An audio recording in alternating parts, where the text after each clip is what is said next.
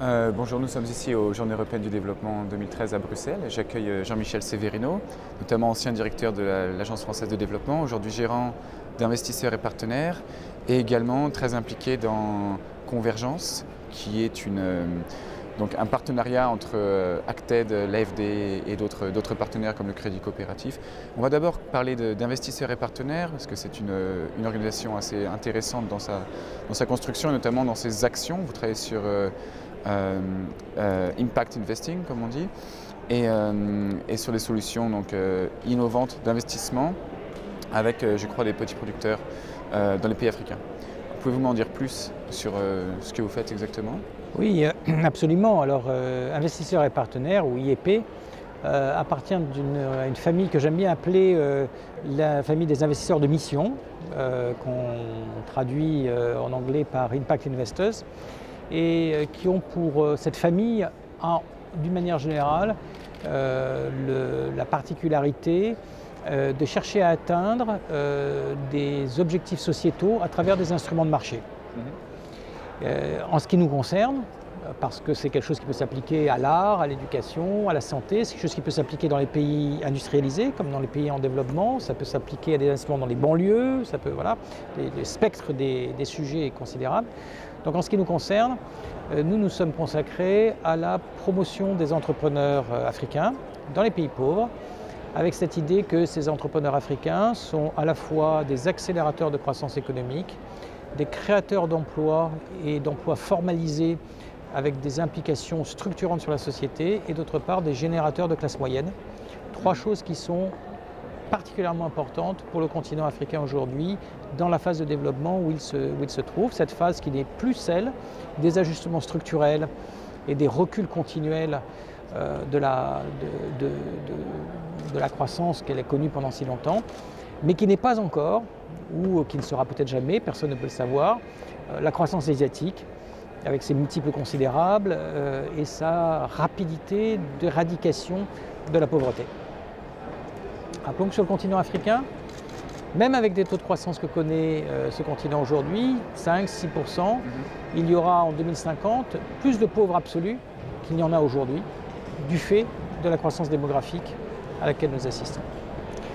Donc pour nous, il s'agit d'utiliser, je dirais presque de détourner, les instruments de ce qu'on appelle le private equity, de l'investissement en fonds propres, au bénéfice des startups, des très petites entreprises africaines, et d'aider du coup ces entrepreneurs qui sont jeunes par nature mais pas toujours par l'âge, à franchir le cap du secteur informel pour se retrouver dans la formalité, d'aider à les franchir le cap de la très petite ou la petite entreprise pour se retrouver dans l'entreprise moyenne, et je dirais rentrer dans une économie plus classique, plus banale. Alors, ça a des conséquences en termes d'équilibre financier. Nous avons un critère fondamental, c'est que nous cherchons à promouvoir les acteurs les plus rentables possibles sur le terrain, mais nous-mêmes avons des objectifs financiers qui sont subordonnés à notre mission, et non pas qui prévalent sur elle. Et concrètement, nous offrons à nos investisseurs des rendements qui sont, hélas pour eux, mais ils sont volontaires, inférieurs à ce qu'ils pourraient obtenir en investissant dans des véhicules classiques de rendement.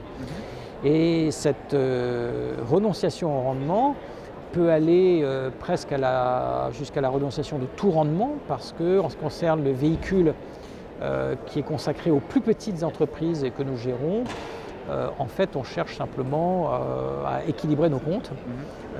Sur des véhicules qui touchent des entreprises un peu plus grosses, on peut espérer avoir un petit peu de rendement pour ces investisseurs. À moyen long terme.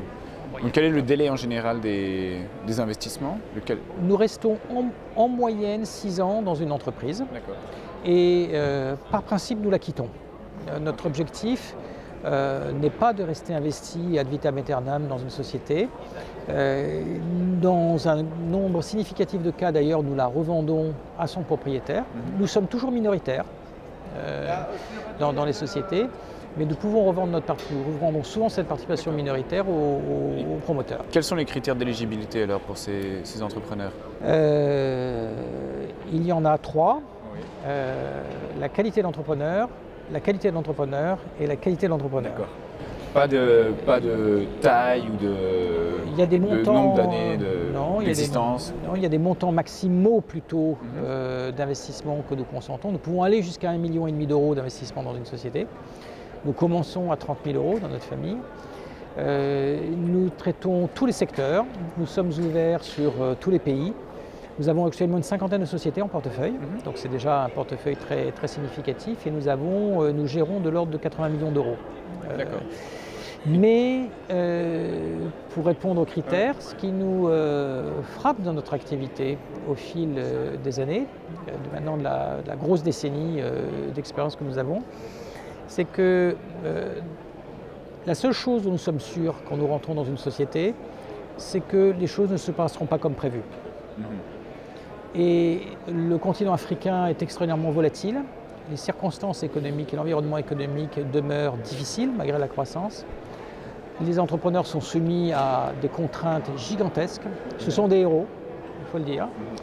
Et ce que nous valorisons davantage, même si bien sûr on fait des études de marché, de la structuration financière, des business plans, etc. Mais ce que nous valorisons davantage, c'est la capacité d'un entrepreneur ou d'une famille, parce que ce sont souvent des familles, à gérer l'imprévu et s'adapter au caractère extrêmement évolutif des circonstances. Voilà. Le terme de résilience qu'on entend souvent, notamment dans ces conférences. Voilà. Je devrais ajouter, excusez-moi, que l'autre chose dont nous sommes certains, dans l'océan de doute qu'est notre métier, on sait si peu de choses et on est si interrogatif sur le futur. L'autre chose que nous savons, c'est que les choses se passeront forcément mal à un moment donné.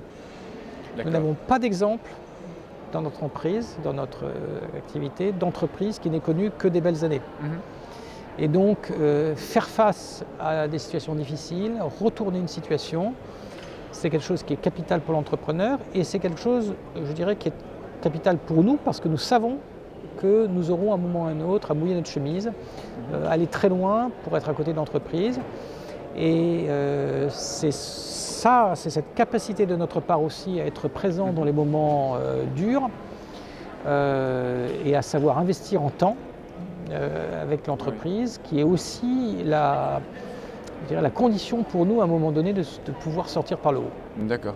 Donc tout ça, ça va dans le sens de toutes les discussions qui ont eu lieu pendant ces 2 jours autour de l'investissement autour du secteur privé, notamment. Comment faire croître le secteur privé pour une croissance durable.